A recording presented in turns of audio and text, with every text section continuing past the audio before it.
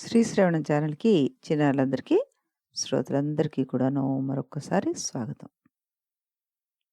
ఈరోజు మనం ఋష్యశృంగుడు అన్న మహర్షి గురించి చెప్పుకుందాం మనం. పూర్వం కశ్యపుడు అనే పేరు గల గొప్ప మహర్షి ఉండేవాడు. ఆయన కొడుకు విభాండకుడు, బ్రహ్మచారి. ఎప్పుడూ తపస్సు చేసుకుంటూ ఉండేవాడు. ఒకనాడు ఆయన నదిలో స్నానం చేసి వచ్చాక, ఆ నది నీళ్లు తాగిన ఒక మృగానికి, ఒక జంతువుకి ఒక అబ్బాయి పుట్టాడు. ఆ పుట్టింది జంతువుకే అయినా అతని రూపం మాత్రం మనిషిలాగానే ఉందిట. ఆ జంతువు ఎవరో తెలుసుకుందాం. ఓసారి చిత్రరేఖ అనే అప్సరస ఇంద్రుడి సభలో నాట్యం చేస్తుంది. ఆవిడ నాట్యానికి చాలా లేళ్ళు వచ్చేసాయి. అంత చక్కటి నాట్యం ఆవిడది. పాపం అన్ని లేళ్ళు ఒక్కసారి వచ్చేసరికలా చిత్రరేఖ నాట్యం చేస్తూ ఆ లేళ్ల వైపు చూసింది. ఇంద్రుడికి కోపం వచ్చి చిత్రరేఖను మృగం అయిపో అని శపించాట.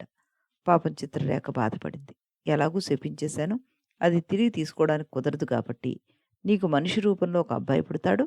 అప్పుడు నీకు శాప విమోచనం జరుగుతుంది అంటూ చెప్పాట ఇంద్రుడు. చిత్రరేఖే ఆ మృగం అనమాట. ఆ మృగానికి పుట్టాడు ఈ అబ్బాయి. ఓ చిన్న కొమ్ము కూడా ఉందట పుట్టినవాడికి. ఆ అబ్బాయి ఎవరో కాదు, ఋష్యశృంగ మహర్షి. ఋష్యశృంగుడు పుట్టాక చిత్రరేఖకి శాప విమోచనం కలిగి ఇంద్రుడి దగ్గరికి వెళ్ళిపోయింది. ఓసారి విభాండకుడు ఆ అడవిలోకి వచ్చి ఋష్యశృంగుడిని చూసి దివ్య దృష్టితోటి ఆ పిల్లవాడు తనకు పుట్టినవాడే అని తెలుసుకొని అతనికి అన్ని విద్యలు నేర్పించట. ఆ కాలంలో రోమపాదుడు అనే పేరుగల రాజు వంగదేశాన్ని పరిపాలిస్తుండేవాడు.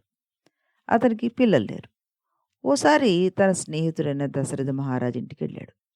దశరథుడికి శాంత అనే ఒక కూతురుంది.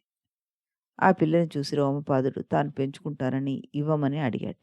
దశరథుడికి ఇంక పిల్లలు లేరు కదా, అందుకని పెంచుకొందుకు ఇవ్వనన్నట్ట. కానీ వశిష్ఠ మహర్షి త్రికాలాలు తెలిసినవాడు కావడం వల్ల దశరథుడికి నచ్చచెప్పాడు. శాంతని రోమపాదుడికి పెంపకానికి ఇవ్వడం వల్ల మంచి జరుగుతుందని, దానివల్ల వాళ్ళిద్దరికి మగపిల్లలు పుట్టే అవకాశం ఉందని చెప్పాట. చివరికి 6 నెలలు దశరథ మహారాజు ఇంట్లోనూ, 6 నెలలు రోమపాదుడి ఇంట్లోనూ శాంత పెరిగేట్టుగా ఒప్పందం కుదిర్చాడు వశిష్ఠ మహర్షి. శాంతం తీసుకుని రోమపాదుడు వంగదేశానికి వెళ్ళిపోయాడు.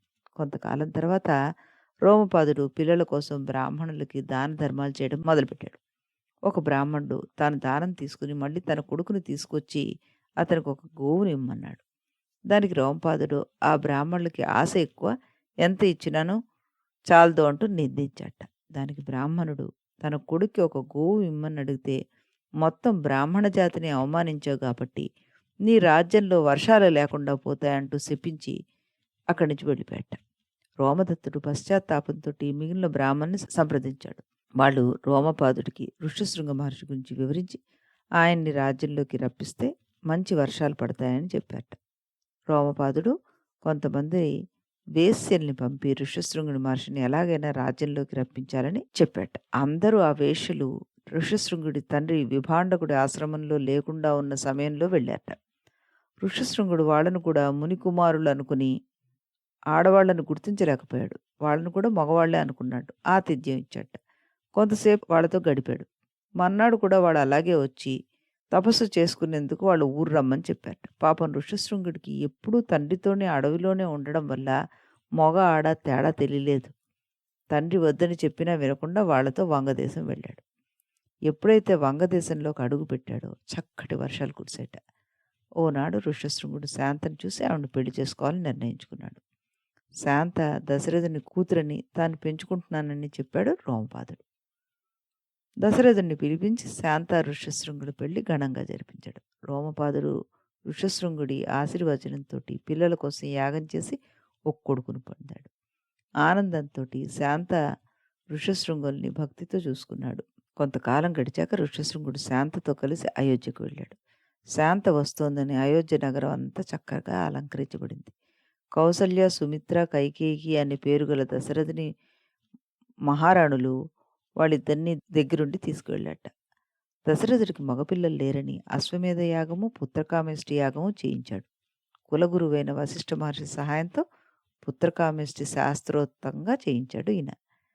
ఆ అగ్నిహోత్రం నుంచి ఒక దివ్య పురుషుడు వచ్చి ఒక బంగారు పాత్రలో పాయసాన్ని ఇచ్చి దశరథుడిని ఆయన భార్యలకి ఇవ్వమని చెప్పాట. పాయసాన్ని నలుగురు భార్యలకి తినిపించి శ్రీరామ, భరత, లక్ష్మణ, శత్రుఘ్నులు నలుగురు కుమారుల్ని పొందాడు దశరథుడు. పరమ పవిత్రమైన యాగాన్ని పూర్తి చేయించి ఋష్యశృంగుడు భార్య శాంతం తీసుకుని తన తండ్రి విభాండకుడి ఆశ్రమానికి వెళ్ళిపోయాడు. ఋష్యశృంగుడు ఎంత గొప్ప ఋషో తెలిసినవాడు కనుక విభాండకుడు కొడుకు తనకు చెప్పకుండా ఆశ్రమాన్ని విడిచి పెళ్లి చేసుకున్నందుకు కోపగించగా ఋష్యశృంగుడిని శాంతని ఆదరించాడు. తరువాత ద్వాదశ వార్షిక యజ్ఞాన్ని చేశాడు.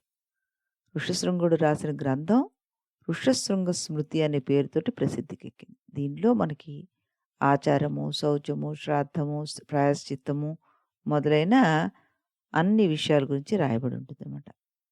ఈయన ఎంత గొప్పవాడంటే శ్రీ మహావిష్ణువునే శ్రీరాముడిగా లోకానికి అప్పగించి రామరాజ్యాన్ని ప్రసాదించి రాక్షస బాధలతో సతమతమవుతున్న ప్రజల్ని కాపాడాడు ఈయన.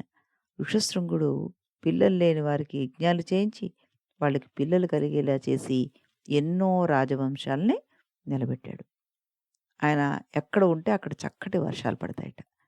పంటలు పడి ఆ రాజ్యం ధనధాన్యాలతోటి తొలితూగుతూ ఉంటుంది. ఆయన మన రాజ్యంలో కాలు పెడితే చాలు అనుకునేవాళ్ళుట అప్పటి రాజులు. ఇంత మహిమ కలవాడు ఆ ఋష్యశృంగ మహర్షి. మళ్ళీ మనం రేపు మరొక కథతో కలుద్దాం. అంతవరకు సెలవు.